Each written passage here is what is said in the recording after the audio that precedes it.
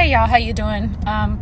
Quick word of encouragement for those of you who are trying to lose weight or even maybe gain some weight, as far as healthy weight and gain some muscle. I was just talking to my hairdresser about it, and I just went to the gym, got on the treadmill, did me a quick 3 miles, spent an hour in there, and just to get some of that conditioning in on the weekends, even though I'm trying hard not to touch the weights, y'all.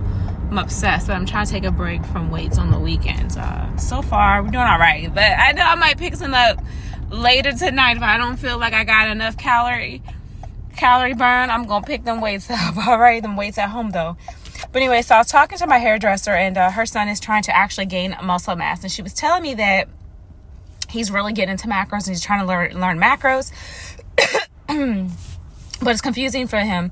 And I think a lot of us, I won't say confusing, but I guess, he's trying to learn, and it's not, especially when you're trying to make sure you're trying to get really on point with your numbers and stuff, that can be a little much. And I just want to remind y'all, or to tell y'all, if nobody's ever told you at all, to not obsess over it.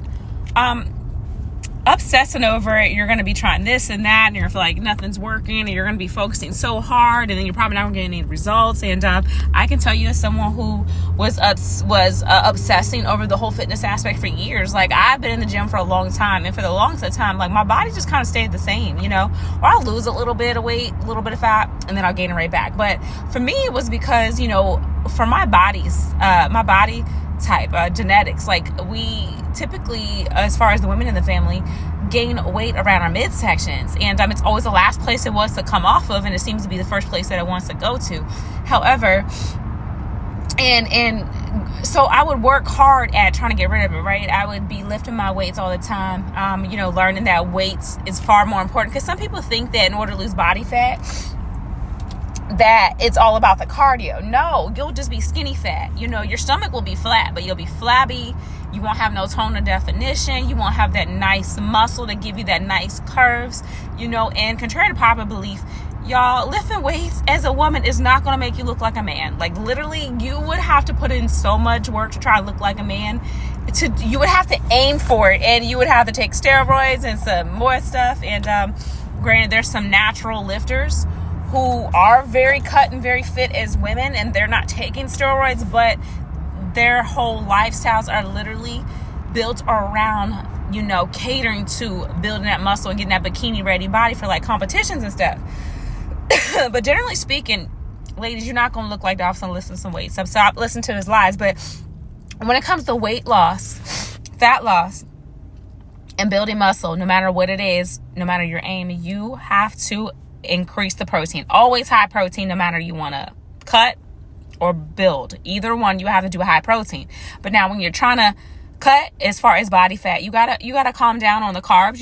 Some people, it really depends on the person. Some people are very low very low carb tolerant, and some people actually need more carbs. It's about finding out what works for your body. But one thing you can't have, you always got to have high protein. But one thing you can't have when it comes to losing body fat, you can't have high carb and high fat, both at the same time, going along with this high protein. You have to pick one or the other. Keto has its place. A lot of people lose a lot of body fat on keto, but keto isn't something you should want to do long-term as far as your lifestyle change. Let it be the thing that you need to do if you want to utilize high fat and that works for you and that keeps you going.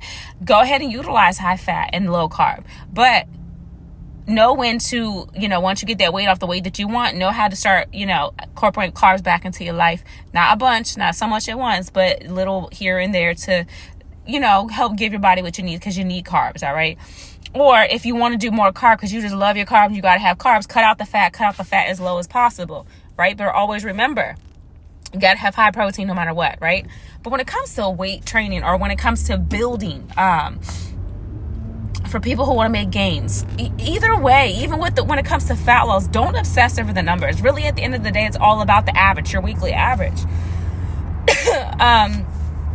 So when it comes to building muscle, again, high protein, you could eat high carb, you could eat high fat, you eat whatever. Honestly, you could really eat whenever you want when it comes to building muscle.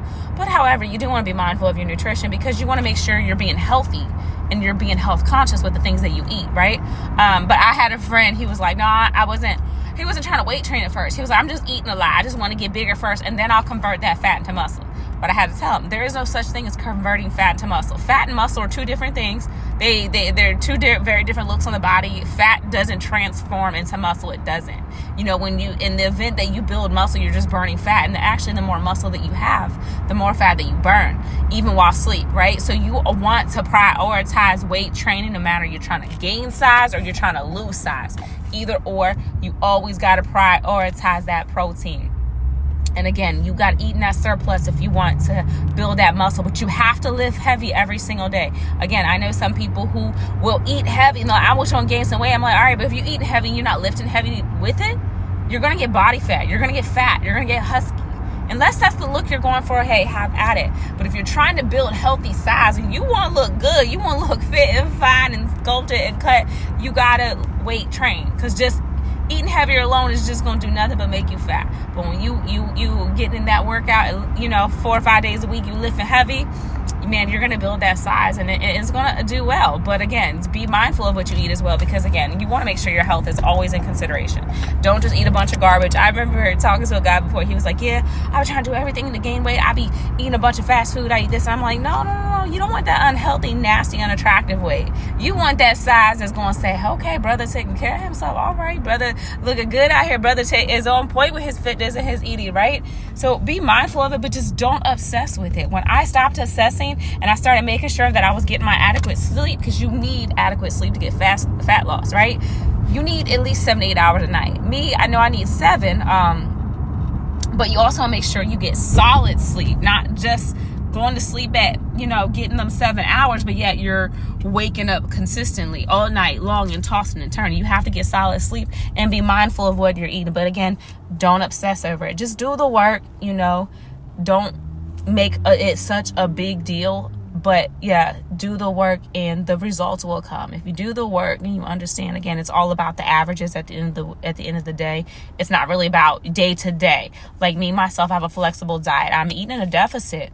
However, I eat more calories on the weekend, more calories than what I normally would have. But that also keeps me sane, keeps me from like binging or wanting to freak out and like, oh my God, I'm so hungry. Because I've had times like that in my life where I was eating so low of a deficit and I never gave my body a break, and then my body would freak out. Like I would be so hungry and then I end up undoing it. So I just stopped obsessing over it, give myself a little space on the weekend and have that flexible eating, be on point during the week, and then on the weekend have like my glass of wine, my my vegan burger and fries and my ice cream or whatever, my cheat meal per se. But I would incorporate more calories in the weekend and then back on track during the week, and that has helped me personally. But everyone's body is different, so it's all about finding out what works for you and then getting a health coach if you need that. I'm a holistic health coach, so if you need that help, you can contact me at www.holistifyme.com. That's HOLISTIFYME.com and book a consultation with me today. All right, thank you for listening, y'all. Take care.